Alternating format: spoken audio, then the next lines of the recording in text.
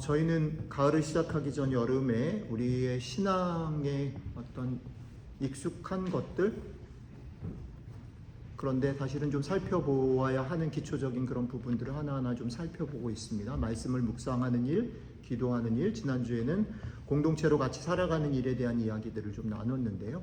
사실은 원래 이번 주에는 전도나 선교에 대한 얘기를 좀 하려고 처음에 준비를 했다가 그것들이 품고 있는 생각들, 또 성경이 어떻게 얘기하는지를 조금 묵상에 들어가다가 오늘 말씀 좀 생각을 해보았습니다. 오늘 여러분들이 같이 읽은 디모데후서 2장 1절부터 3절은 바울이 그의 삶의 마지막 부분, 이제 어떻게 보면 더 못 살 것 같다, 이제 주님 곁에 갈 것 같다라고 생각하는 상황 속에서 자신의 삶을 정리하는 그런 글이기도 하고, 그것들을 디모데라는 자기가 생각하는 영적인 아들, 후계자에게 편지로 쓴 글입니다.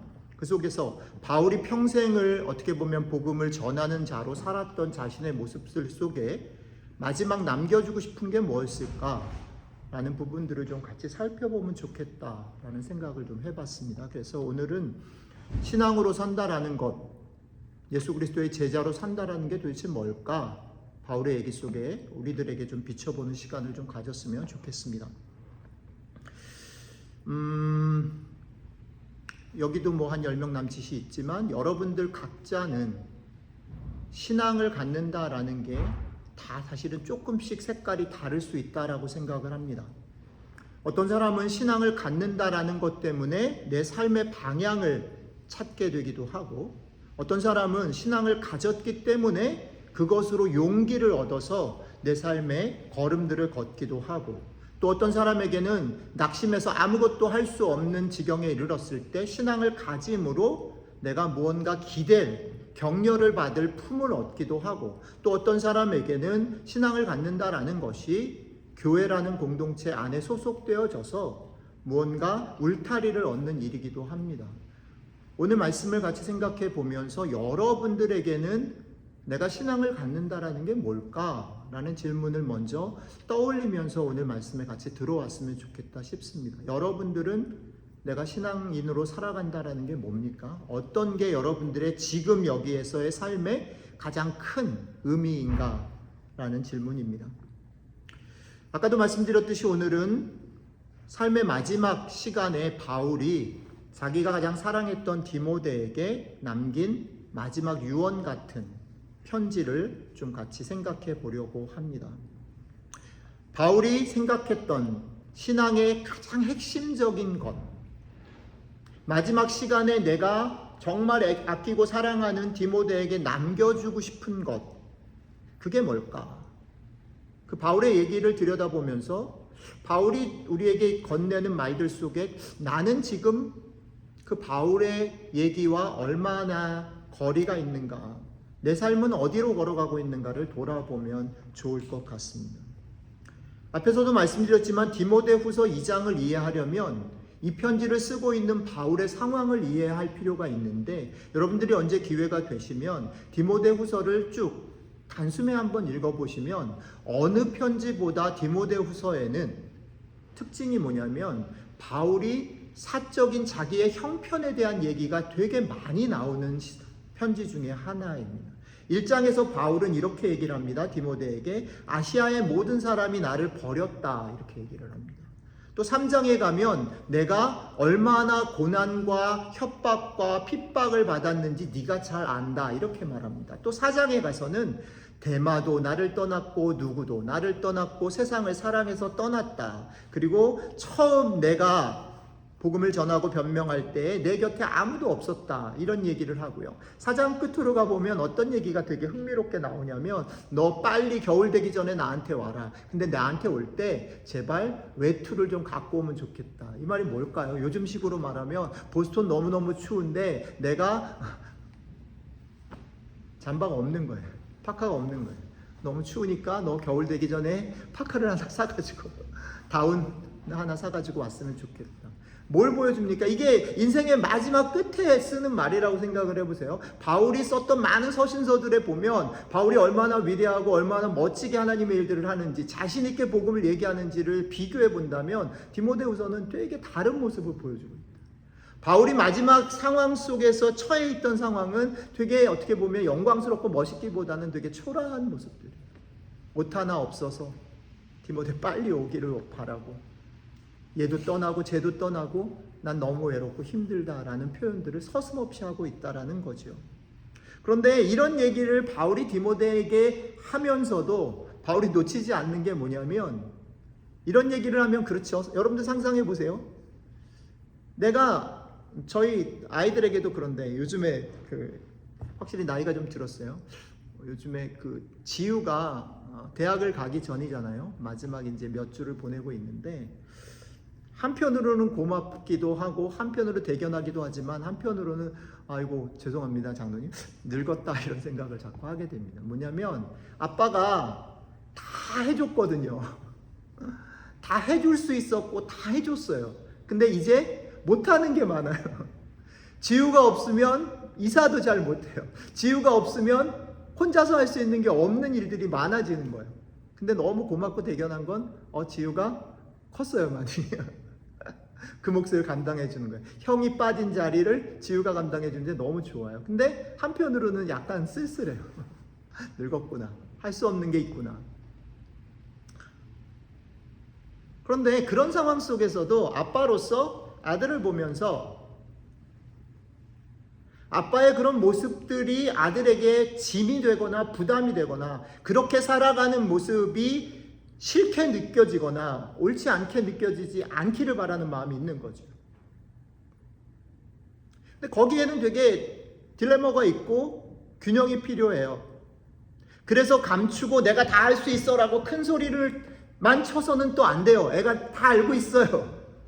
그러니까 어떤 부분에서는 솔직하게 아빠가 못하는 것들을 인정하고 보여줘야 해요. 그런데 그 보여줌이, 그러니까 힘들어, 인생은 어려운 거야, 이게 아니라 이 친구를 믿는 마음이고, 이 친구가 그 속에서도 어떤 게 보람된 일이었고 어떤 게 의미 있는 일이었는지를 붙잡았으면 좋겠다라는 마음이 담겨 있는 것이죠. 그래서 바울이 자신의 외로움이나 자신의 묶인 모습이나 초라한 모습을 얘기하면서도 놓치지 않고 붙잡으려고 하는 목표는 뭐냐면, 자신의 인생이 끝나더라도 디모데가 그것 때문에 흔들리거나 그것 때문에 낙심해서 이 길을 가지 못하지 않도록, 이 길에서 벗어나지 않도록 격려하고 싶은 마음이 가장 깊은 밑바닥에 있다는 거죠. 그래서 바울이 그 마음을 담아서 오늘 아까 여러분들과 같이 읽은 디모데후서 2장 1절로 3절을 얘기하는 거예요. 그러니까 바울은 이 말을 할 때 어떤 심정이겠어요? 정말 소중한 게 뭘까? 정말 디모데를 격려할 수 있는 게 뭘까? 디모데가 보람있게 생각하고 그의 삶을 계속해서 이 길로 따라갈 수 있게 만드는 게 뭘까를 고민을 무진장 많이 했을 거예요. 그래서 골라서 바울이 그러므로 라는 말 뒤에다 붙인 거예요. 그러니까 여기서 그러므로라는 말은 바울의 이런 마음이 담겨져 있는 말이에요. 그래서 그러므로를 느낄 때 바울이 가졌던 마음들을 여러분들이 감정이입해 주시면 좋을 것 같아요. 그런 마음으로 바울이 그러므로라고 얘기하면서 두 가지를 얘기합니다. 하나는 뭡니까? 강해져라, 이렇게 얘기하는 거예요. Be strong. 강했으면 좋겠어. 나는 네가 강했으면 좋겠어. 그 다음에 두 번째는 뭐라고 얘기합니까? 네가 배우고 받은 것을 또 다른 사람에게 나눠줄 수 있으면 좋겠어. 이 두 가지를 얘기를 합니다. 그래서 오늘 이 두 가지, 바울이 디모데에게 마지막으로 남긴 이 얘기를 조금 더 깊게 살펴보면서 우리가 믿음을 가진 사람으로, 제자로서 살아가는데 어떤 마음이어야 될까? 바울은 우리에게 어떤 마음이 되기를 바라는가를 좀 생각해 보면 좋겠습니다. 첫 번째, 바울이 네가 강했으면 좋겠어 라고 말합니다. 자, 우리가 살고 있는 세상을 봅시다. 여러분들이 살고 있는 세상이 만만하지 않잖아요. 아까 장로님 기도 속에도 나오지만 버텨내야 될 일도 많고 애를 써서 해야 되는 일들도 있고, 그렇죠? 되게 간단한 일로는 그런 거 있어요. 제가 어저께 저녁에 되게 고마웠는데, 내가 아무리 피곤하고 하루 종일 많은 일이 있었어도 저녁에 밥을 먹고 나면 설거지를 해야만 해요. 누군가는. 그렇죠? 그걸 하지 않으면 그 다음날 아침에 또 계속 밀리는 거예요. 어저께 저희 집에 손님이 와서 하루 종일 이사를 도와줘야만 했어요. 새벽부터. 그래서 그게 너무 늦게 끝났고 너무 피곤한 거라 저녁에 도저히 설교 준비 못할 것 같고 미리 좀 잘게. 그리고 제가 조금 일찍 올라가서 잤는데 아침에 돼서 새벽에 이제 설교 준비하러 이제 내려왔는데 너무 좋았던 게 뭐냐면 설거지 싱크에 그릇이 싹 없으면 좋죠. 근데 그 반대로 아무리 피곤해도 그걸 해놓지 않으면 아침에 기분이 썩 좋지 않은 것입니다. 감히 얘기를 하자면 제가 올여름에 되게 하나님 저한테 주신 축복, 아침마다 별거 아닌데 아침에 일어나서 새벽기도 끝나고 나면 밭에 물을 줬어요. 물을 줬는데 그 물 줄 때마다 제일 좋은 게 뭐냐면 깻잎 향이 쫙 나요. 물을 쫙 뿌리면 깻잎 향이 쫙 나요. 이게 너무 좋은 거예요. 근데 너무 슬픈 건 뭐냐면 여름이라 특히 더 그런 것 같은데 그거를 잠시 다른 일 때문에 놓치잖아요. 그러면 깻잎이 이렇게 됩니다. 안 주면 바로 반응이 나와요. 저희처럼 몇 개 안 되는 화분과 조그만 밭에도 물을 주지 않으면 바로 반응이 나와요. 해야 돼요. 하물며 직장 생활이라든지 내가 공부를 해야 되는 일이라든지 아이들을 키우는 일에 있어서 최선을 다하고 수고하지 않으면 안 돼요. 게다가 그 수고가 끝이 날 것 같지 않고 해도 안 되는 것 같은 느낌이 들 때가 되게 많잖아요. 그래서 세상은 우리한테 결과를 내라고 말해요. 인정을 받아야 된다라고 말합니다. 열심히 살아야지 노후가 보장된다라고 말을 해요. 근데 놀랍게도 바울도 그렇게 말을 하는 거예요. 디모데, 네가 스트롱했으면 좋겠어. 세상이 말한 것 똑같아요. 세상도 우리에게 스트롱해지라고 말하죠. 바울도 똑같이 말하는 거예요. 그러면 세상이 말하는 스트롱하다, 강하다라는 것과 바울이 말하는 강하다라는 게 뭐가 다를까요? 어디서 갈라지냐면 이런 거죠. 바울은 그 앞에다가 붙여요. 예수 그리스도 안에서, 은혜 안에서 강하라라고 말합니다. 은혜 안에서 강하다. 이게 뭘까요? 이 말을 교회 안에서는 저도 잘하면서 이렇게 이해를 했어요. 은혜 안에서 강하다라는 말은 예수 그리스도 안에서 주시는 은혜 안에서 강하다라는 말을 어떻게 오해했냐면 그래, 나는 약하고 부족하고 잘 열심히 못했지만 나는 예수 믿는 사람이고 기도하는 사람이니까 기도하면 하나님이 다 도와줘. 그래서 쟤보다 내가 성공하고 잘할 수 있어. 그러니까 기도를 열심히 하고 신앙생활을 잘 해야 돼 라고 배워왔어요. 그렇게 읽어왔어요. 그리고 그렇게 실천해 왔고 그런 경험들 속에 살아왔어요. 목사가 됐습니다. 그런데 아까 제가 말씀드렸죠. 이 말을 하고 있는 바울의 형편을 비춰보자는 거예요. 만약에 이 말을 하고 있는 바울이 대단히 막 존경을 받고 대단히 성공을 하고 그가 사역한 것이 그의 말년에 막 부흥이 일어나서 다 바울을 칭송하는 분위기 속에 만약에 이 말을 했다면 그 말이 맞아요. 그죠? 우리가 기도하고 열심히 해서 은혜 안에 있으면 우리는 강해질 수 있어. 누구보다 힘이 셀 수 있어 라고 바울이 얘기하는 말이 맞단 말이죠. 그런데 바울의 형편이 어땠다 말씀드렸습니까? 바울은 지금 되게 초라한 상태라는 거죠.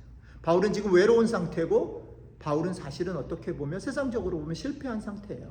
근데 이 말을 디모데에게 하고 있어요. 그렇다면 이 말은 내가 기도하면 믿음을 가지고 살면 복을 받아 라고 읽어낼 수 없는 거예요.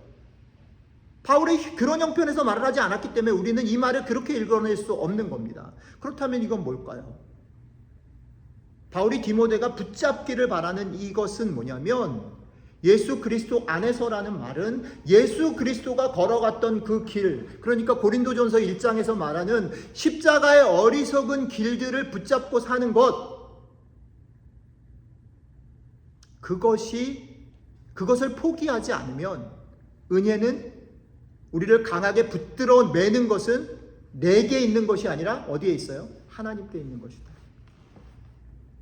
인간 세상의 눈으로 보면 한없이 미련해 보이고 한없이 어리석어 보이고 오히려 약해 보이는 그것 속에 아무도 눈치채지 못하지만 인간의 몸을 입고 내려오셔서 묵묵히 가신 그 길을 따라가는 그 속에 뭐가 있어요? 세상이 감당할 수 없는 진짜 힘이 있다.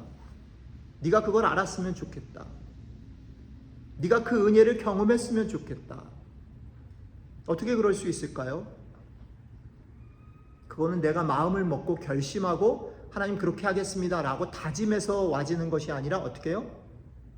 우리가 주님 안에 거하기를 결정하고 그렇게 살아갈 때에 주님께서 주시는 은혜의 결과들을 내가 맛보고 내 삶에 채워야, 경험해야 한다라는 거죠. 그러니 여러분들과 저의 삶에 이 은혜 속에 강한 것을 경험하지 않으면 우리는 제자로서의 삶을 계속 지켜나갈 수 없다.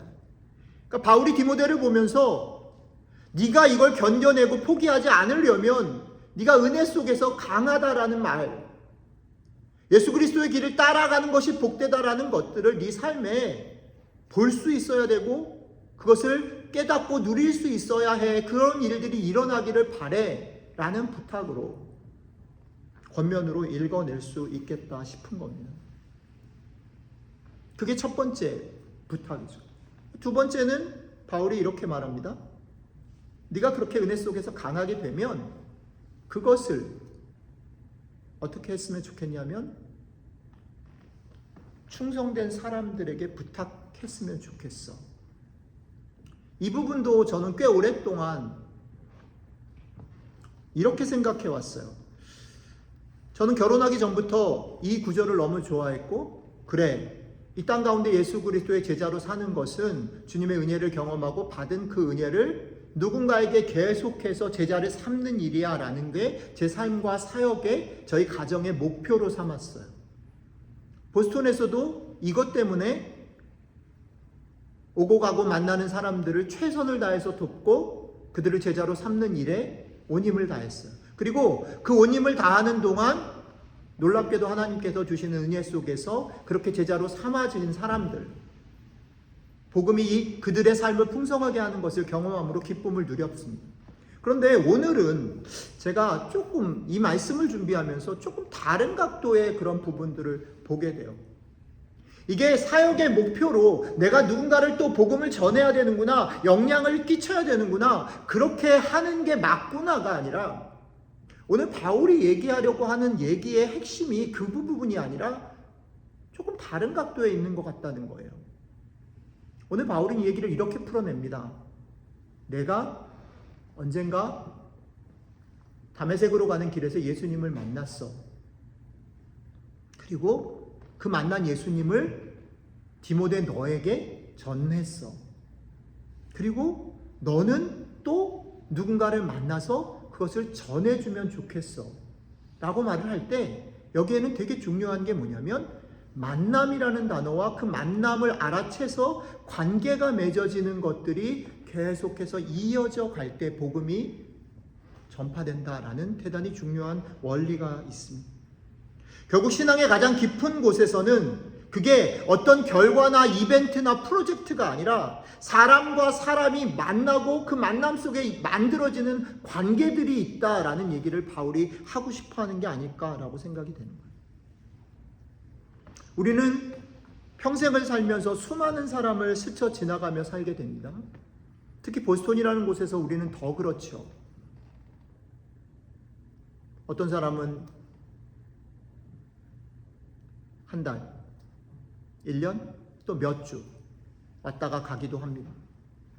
교회 안에도 그렇죠. 그런데 참 한 30년쯤 보스턴에 있다 보니까 그렇게 수도 없이 많은 사람들이 지나가는데 그 사람들을 다 기억하는 건 아닌 것 같아요. 그렇죠? 얼마나 기억나세요? 그 많은 사람들 중에 어떤 사람은 되게 길게 있지 않았는데 정말 평생 기억하는 사람이 있어요. 어떤 사람은 되게 오래 같이 살았거든요. 같이 지냈는데 잊어버렸어요. 그런 사람들도 있어요. 그렇다면 어떻게 관계가 맺어지는 걸까? 어떻게 이 관계가 서로에게 지금 바울이 디모데에게 얘기하는 것처럼 제자를 삼는 일로 이어지는 걸까? 요즘에 곰곰이 그런 질문들을 많이 던져봐요. 그런데 그 속에서 제가 생각하는 단어가 뭐냐면 이 만남을 소중하게 여기고 이게 의미가 있어라고 생각하는 사람이 있고 그렇지 않은 사람들이 있다는 거예요.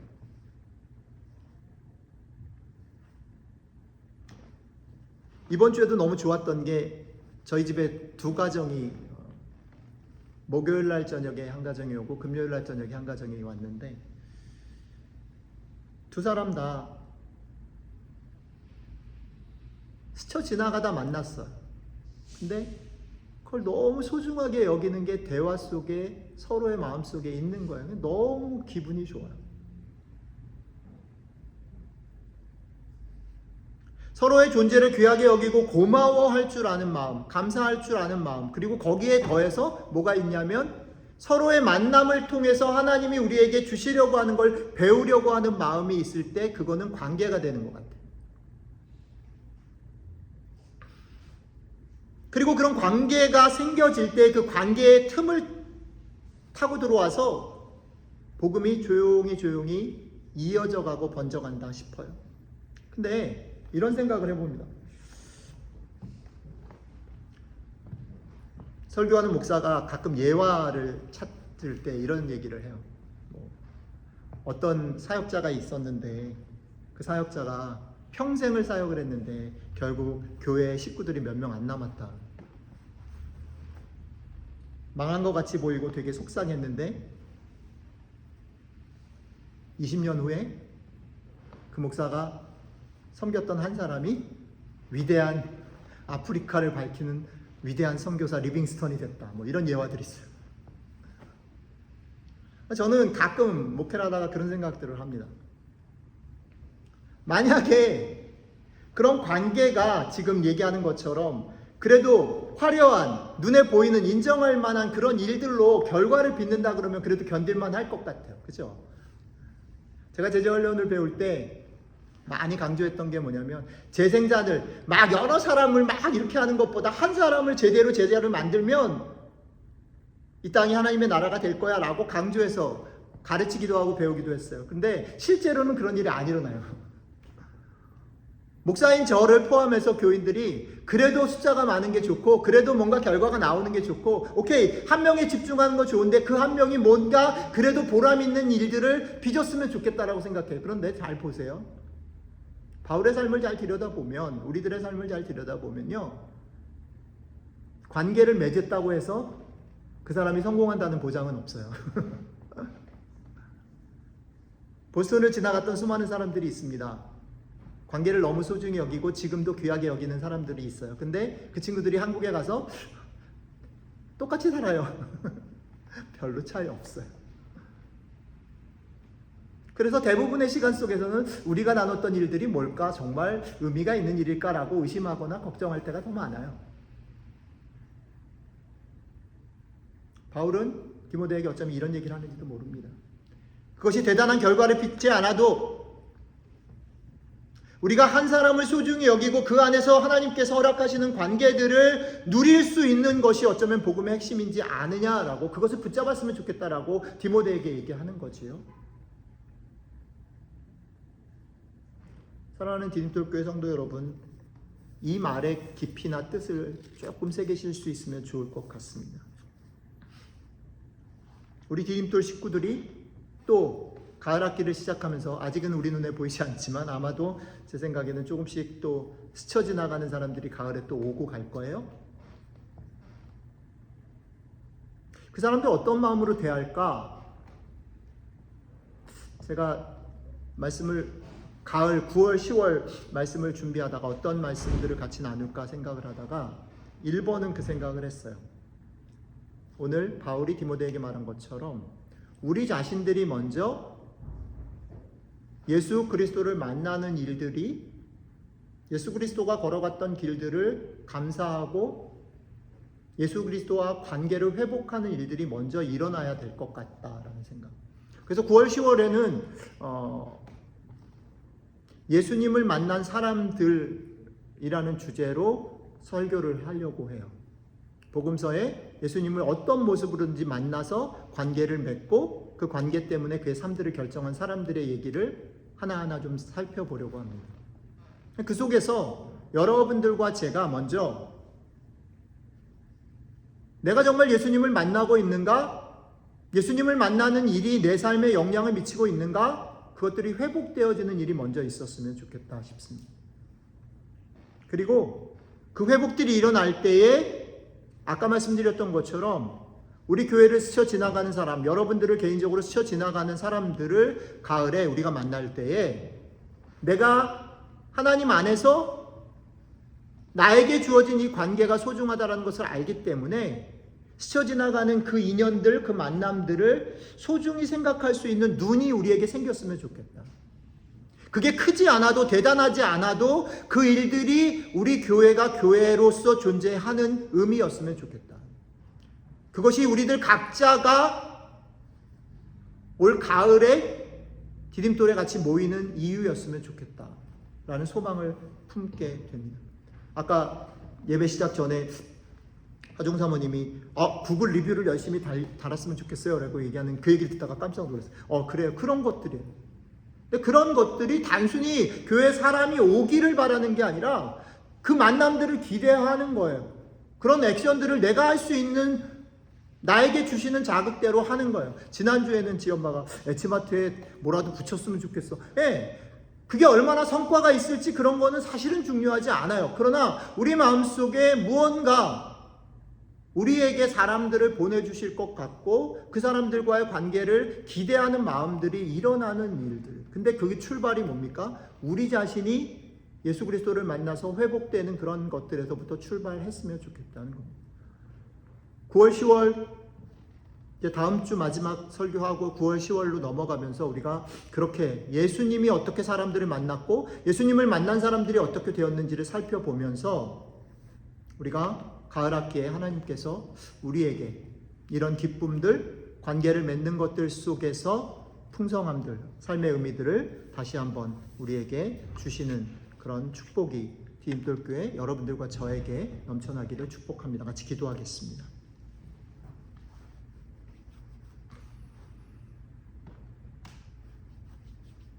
예수님, 바울이 만났던 예수님, 그 만남 때문에 그의 인생이 바뀌었고 또 그 만남을 소중히 여겼기에 또 여러 가지 형편 속에서도 한 사람 디모데를 사랑해서 세웠고 또 디모데에게 또 그 관계들을 소중히 여겨서 다른 사람들을 세우라 부탁했던 바울의 마음을 가지고 가을 학기를 기대합니다.